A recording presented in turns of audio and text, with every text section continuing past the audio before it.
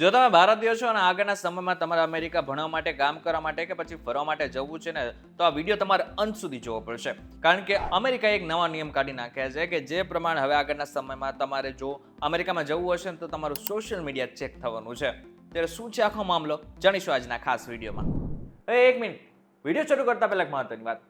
હવે તમે way to વિદેશના જેટલા પણ એપિસોડ છે અત્યાર સુધી તમે યુટ્યુબ ઉપર જોતા હતા, પરંતુ હવે વીટીવીની એપ્લિકેશન ઉપર પણ જોઈ શકશો. શું કરવાનું છે? પ્લે સ્ટોર અને એપ સ્ટોરમાંથી સૌથી પહેલા તો વીટીવીની એપ્લિકેશન ઇન્સ્ટોલ કરવાની છે. ઇન્સ્ટોલ કર્યા બાદ વીટીવીની એપ્લિકેશન જેવી ખોલશો તો તમને એક ઓપ્શન દેખાશે, એનું નામ છે બિયોન્ડ. બિયોન્ડના ઓપ્શનમાં જઈને તમે વે ટુ વિદેશના અત્યાર સુધીના જેટલા પણ એપિસોડ છે એને ડાયરેક્ટ જોઈ શકશો. હવે આપણે વિડીયોને આગળ વધારીએ. What's up guys, welcome to way to Videsh. My name is Karan Charotara. America ઘણા બધા નિયમોમાં ચેન્જીસ કરી રહ્યા છે. એમાં ફરી એકવાર ભારતીય માટે એક મોટા નિર્ણય સાબિત થઈ શકે છે. ખાસ કરીને જે લોકોને આગળના સમયમાં અમેરિકા જવું છે ને એ બધા જ લોકોને આ નિર્ણયની અસર થઈ શકે છે. આ જે નવો નિયમ છે એફ, એમ અને જે વિઝા માટે જેટલા લોકો અરજી કરે છે ને એ લોકોને લાગુ થશે. એફ વિઝા એટલે કે જે લોકો અમેરિકન યુનિવર્સિટીમાં ભણવા માંગે છે.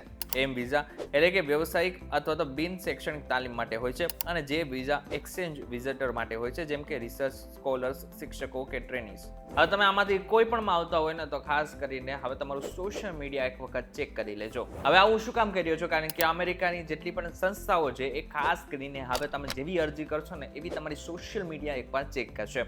સોશિયલ મીડિયા ચેક કરવાની અમેરિકાને શું જરૂર પડી? તો એની પાછળનો સીધો જવાબ એ છે કે અમેરિકાને એવું લાગે છે કે તમારું સોશિયલ મીડિયામાં એકવાર ચેક કરી લેશો તો તમને ખબર પડી જશે કે એકચ્યુઅલમાં તમે છો કેવા. આ ઉપરાંત રાષ્ટ્રીય સુરક્ષાને ધ્યાનમાં રાખીને આ નિયમ વિશ્વભરની યુએસ વિઝા ઓફિસોમાં લાગુ કરવામાં આવ્યો છે. એટલે જો તમે અમેરિકા જઈ રહ્યા છો તો તમારી ફેસબુક પોસ્ટ, ઇન્સ્ટાગ્રામ રીલ્સ કે પછી એક્સ પરની ટ્વીટ્સ બધું જ હવે સ્કેન થશે.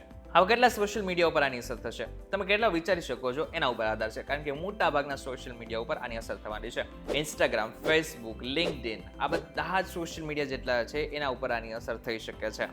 ખાસ કરીને અમેરિકાનું એવું કહેવું છે કે વિઝા એ માત્ર હક નથી, એ વિશેષાધિકાર છે. એટલા માટે થઈને અમે વિચારીને જ તમને આ વિશેષ અધિકાર આપીશું. એટલે જો તમારી સોશિયલ મીડિયામાં પ્રોફાઇલમાં કંઈક શંકાસ્પદ લાગશે તો તમારો વિઝા રદ પણ થઈ શકે છે. એટલે હવે આની અસર શું થવાની છે એની પણ વાત કરી લે. તમે 2 વર્ષ પહેલા કોઈ પણ પ્રકારની પોસ્ટ કરી હતી કે જે અમેરિકાની વિરુદ્ધમાં હતી અને કોઈ પણ પ્રકારની એવી માહિતી હતી કે જે ત્યાં સેટ નહોતી થઈ શકતી, અથવા તો અમેરિકાની સુરક્ષાને લઈને કોઈ પણ પ્રકારનો પ્રશ્ન તમે ઉઠાવેલા હતા. આવું કોઈ પણ પ્રકારનું તમે લખેલું હશે અથવા તો પોસ્ટ કરેલો હશે તો ચોક્કસથી તમારા વિઝા જે છે એ રદ થઈ શકે છે. આ બધું તમે સમજાઈ ગયો હશે. હવે ખાસ કરીને એ સમજી લઈએ કે આનાથી બચવા તમારે શું કરવાનું છે.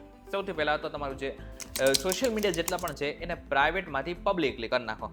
હવે પબ્લિક કર્યા પછી તમને એવું લાગે છે કે તમે એવું કંઈ લખેલું હતું અથવા તો કંઈ પોસ્ટ કરેલી હતી કે જે અમેરિકાને પસંદ નહીં આવે એ બધી જ વસ્તુ ડિલીટ કરી નાખો. આ બાદ તમારી પ્રોફાઇલમાં આપેલું નામ, ફોટો, શિક્ષણ આ બધું જ તમારા ઓફિશિયલ ડોક્યુમેન્ટ સાથે મેળ ખાતું હોવું જરૂરી છે. અને ઇન્ટરવ્યુમાં તમે જાઓ અને પહેલાં જ બધી વસ્તુ કરી લેવાની છે કે જેથી નાનામાં નાની એક પણ ભૂલ તમારાથી થાય નહીં, તમને વિઝા ડાયરેક્ટ મળી જાય. ઇન શોર્ટ જો જોવા જાય તો તમારે બધી જ વસ્તુ ચેક કરવી પડશે. તમારું સોશિયલ મીડિયા એક વખત ફરી એકવાર ચેક કરી લેજો કે એ કોઈ પણ વસ્તુ નથી કે જે કદાચ તમારા આગળના સમયમાં વિઝા રદ પણ કરાવી શકે છે. એ બધી જ વસ્તુ એકવાર ચેક કરી લેજો. હવે આ વિડીયો તમને પસંદ આવે તો વિડીયોને લાઈક કરી નાખજો, શેર કરી નાખજો, તમારા મિત્રોને શેર કરી નાખજો. જે લોકોને આગળના સમયમાં અમેરિકા જવું છે એ લોકો સાથે પણ શેર કરી શકો છો. વિડીયો પસંદ આવે તો વિડીયો લાઈક અને શેર જરૂરથી કરજો. તો આવા જ ઇન્ફોર્મેટિવ વિડીયોઝ માટે વીટી ડિજિટલના સાથે જોડાયેલા રહેજો.